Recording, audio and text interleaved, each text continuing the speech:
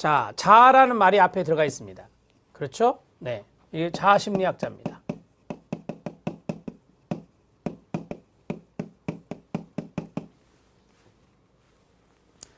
자아 방어 기제 이론에서 방어 기제의 목적은 불안 감소, 자아 보호입니다. 방어 기제의 과정은 무의식적 과정입니다.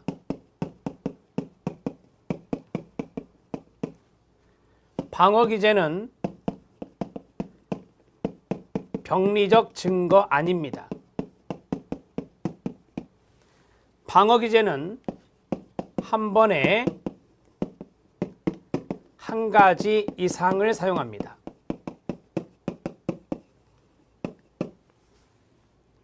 방어 기제의 정상성과 병리성의 구분은 네 가지가 있습니다. 균형입니다. 균형은 가지수와 연관성이 있습니다. 두 번째, 방어 기제의 강도입니다. 방어 기제의 강도는 사용 횟수와 연관성이 있습니다. 빈도입니다. 세 번째는 연령의 적절성입니다. 네 번째는 철회 가능성입니다. 자, 이렇게 간단하게 워밍업을 하고, 자, 이제 유형으로 들어가도록 하겠습니다. 제가 중요하다고 생각하는 것만 판서를 하겠습니다. 억압입니다. 억압은 무의식 영역으로 추방, 억 누르는 겁니다. 의식화를 방지하는 거죠.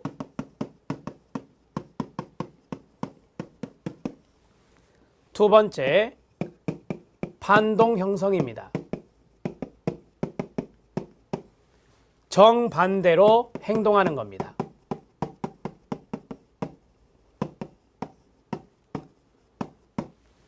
미운 놈 떡 하나 더 준답니다. 세 번째, 퇴행입니다. 이전 단계로, 과거 발달 단계로 되돌아가는 것입니다. 다른 말로 후퇴하는 겁니다. 퇴행은 대개 발달 전기 때 많이 사용합니다.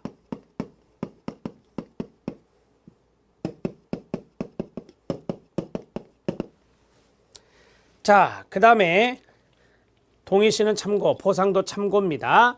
합리화입니다. 합리화는 그럴듯한 이유를 대는 겁니다.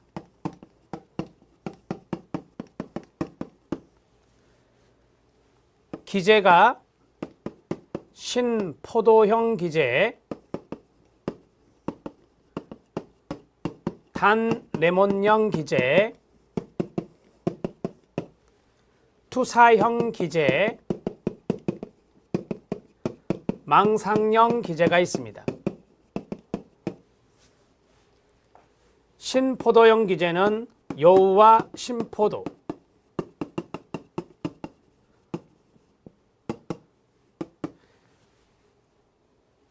다섯 번째, 전치를 하겠습니다.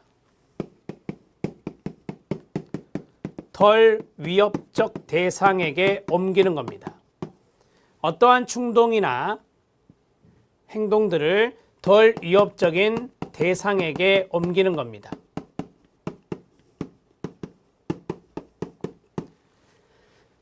그 다음 투사입니다.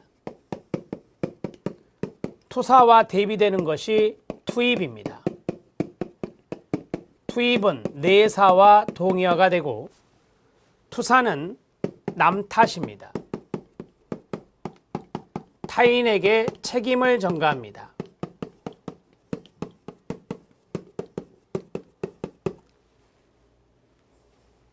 투입은 내 탓입니다. 자신의 자아 체계로 받아들이는 겁니다.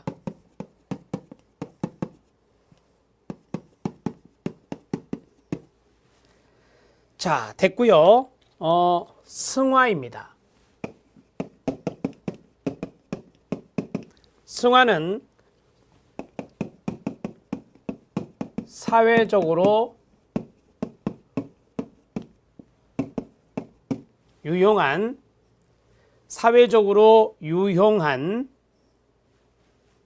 행동 형식으로 전환하는 겁니다. 9번째, 해리입니다. 해리는 이중성, 양면성이 있습니다.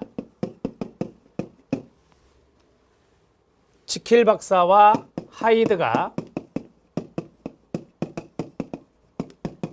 여기에 해당된다 했습니다. 10번째, 전환입니다. 전환은 수의근과 감각기관, 수의근 감각기관과 관련이 있어요. 그게 바로 전환. 11번은 신체화. 신체화는 불수의근과 연관성이 있다. 즉 내장근이나 심장근 등과 연관성이 있는 것이 바로 신체화다. 암기하는 방법은 심불이다. 이렇게 정리해드린 바가 있습니다. 자, 여기까지 해서 정리가 됐습니다. 지성화, 주지화는 참고하셔도 됩니다. 이상의 11가지 정도는 여러분들이 잘 알아두셔야 됩니다. 시험에 잘 나오는 것들이니까 정리가 꼭 되셔야 됩니다. 자, 교재에 있는 내용을 쭉 살펴드렸고 3장의 내용을 마무리 지었습니다. 4장을 봐주시기 바랍니다. 4장은 인간 발달에 관한 기초이론의 세 번째로서 에릭슨의 심리사회 이론이 있습니다. 별표 3개입니다. 에릭슨의 이론은 반드시 시험에 나올 거예요. 가장 중요하죠. 앞에서 했던 두 분의 학자보다 에릭슨의 이론이 왜 중요하냐? 우리는 환경 속에 인간에 입각해서 사회복지 실천을 하고 있습니다. 그러니까 인간의 측면도 중요하고 환경적인 측면도 중요할 수밖에 없는데 인간의 측면과 환경의 측면을 동시에 고려한 학자가 바로 에릭슨이기 때문입니다. 에릭슨의 이론을 그래서 심리사회 이론이라고 말을 하는 것입니다. 심리사회 이론의 개요가 있습니다. 그리고 심리사회 발달 단계 8단계가 있습니다. 그 다음에 에릭슨 이론의 의미와 비판점도 있는데요. 이것은 거의 시험 문제화되지 않습니다. 자, 여러분들은 에릭슨의 이론에서 제가 다음 시간에 판서를 하겠지만 인간의 발달 단계와 그 다음에 발달 과업, 심리사회적 위기 이 두 가지가 뭐 이런 식으로 나오잖아요. 예를 들어서 청소년기 하면 자아정체감 대 역할 혼란 이렇게 나오잖아요. 자, 그 다음에 이분은 사회적인 관계가 중요하다 그랬어요. 이 심리사회 이론이니까. 그래서 각 단계마다 사회적 관계의 범위가 있어요.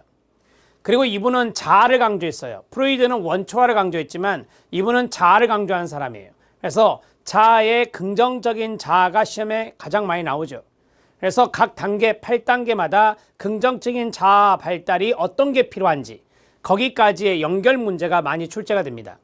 그래서 에릭슨의 이론은 연결 문제가 거의 대세입니다. 그래서 꼭 알아놓으셔야 되고요. 그러한 내용을 담고 있는 것이 바로 정리에 해당되는 겁니다. 에릭슨의 심리사회적 발달 단계 정리에 해당되는 게 있죠. 거기에 별표를 2개 쳐주시기 바랍니다. 저는 이것들을 여러분들과 함께 포인트를 잡아가면서 나중에 이거 하나만, 에릭슨에서는 이거 하나만 판서를 할 겁니다.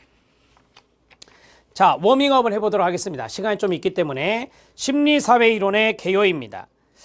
자아의 중요성이라고 나오죠. 자아의 동그라미 쳐주시고요. 프로이드, 지그먼트 프로이드가 삶의 원동력을 원초와 밑줄로 본데 반해 에릭슨은 자아의 중요성을 강조한다. 1번 별표.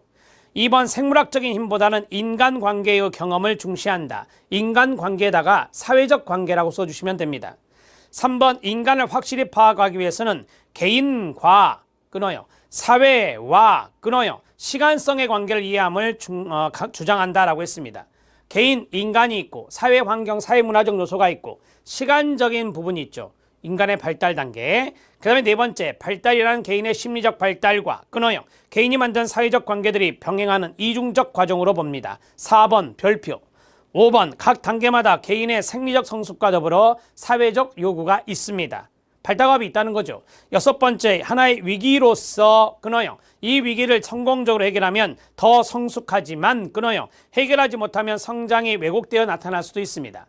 에릭슨은 이런 이야기를 했습니다. 과거의 발달 단계 과업이 잘 못 되었다 하더라도 다음 단계에 회복이 가능하다라고 봤고, 프로이드는 그렇지 않아, 머물러 버려, 고착돼, 이렇게 말했던 겁니다. 그러니까 프로이드 이론과 에릭슨의 이론이 약간 차이가 있다는 것을 알 수가 있습니다. 자, 2번 심리사회적 발달 단계 8단계가 있는데요. 1단계부터 넘기시면 8단계 노년기까지 있습니다. 1단계를 유아기, 2단계를 초기 아동기, 3단계를 학령전기, 유희기라고 하거나 유희연령기라고 합니다. 놀, 유, 기쁠, 희자 이렇게 씁니다. 그 다음에 4단계가 학령기, 아동기라고 합니다. 5단계가 청소년기, 6단계가 성인 초기, 다른 말로 청년기라고 합니다. 시험에는 성인 초기로 많이 나오더라고요. 7단계는 장년기, 중년기, 8단계는 노년기가 됩니다. 저는 1번에 다 밑줄을 쳐드렸습니다. 실질적으로 1번이 가장 중요하거든요. 자, 1번에 다 별표 치세요. 유아기 1번 시작. 기본적 신뢰감 대 기본적 불신감. 신불이라고 나중에 외우실 거예요. 자, 출생에서 18개월이고요. 희망입니다. 이 희망이라는 것이 바로 자아특질입니다. 긍정적 자아특질. 그 다음에 2번 초기아동기 2단계. 1번 별표 자율성 대 수치심과 의심입니다. 자수라고 외울 겁니다. 나중에. 자, 18개월에서 3세 이때는 자율적인 의지가 필요합니다. 의지의 동그라미. 세 번째 3단계 학령전기입니다. 1번 별표 주도성 대 죄의식. 주죄라고 외울 겁니다. 주죄 3세에서 6세 목적이 중요한 자아 요소입니다. 목적의 동그라미. 학령기입니다. 1번 근면성 대 열등감 별표 근열이라고 나중에 올 겁니다. 이때는 능력이 중요합니다. 학교 다니는 시기니까 공부하는 능력, 친구 사귀는 능력 이런 것들이 필요하겠죠. 청소년기입니다. 1번 별표 자아정체감 형성대 역할 혼란입니다. 중고대 정도로 생각하시면 될 것 같고요. 성실이란 자아가 필요합니다. 성실의 동그라미요. 성인 초기 청년기 친밀감 대 고립감 친고라고 외우실 겁니다. 이게 사랑이 필요합니다. 사랑의 동그라미.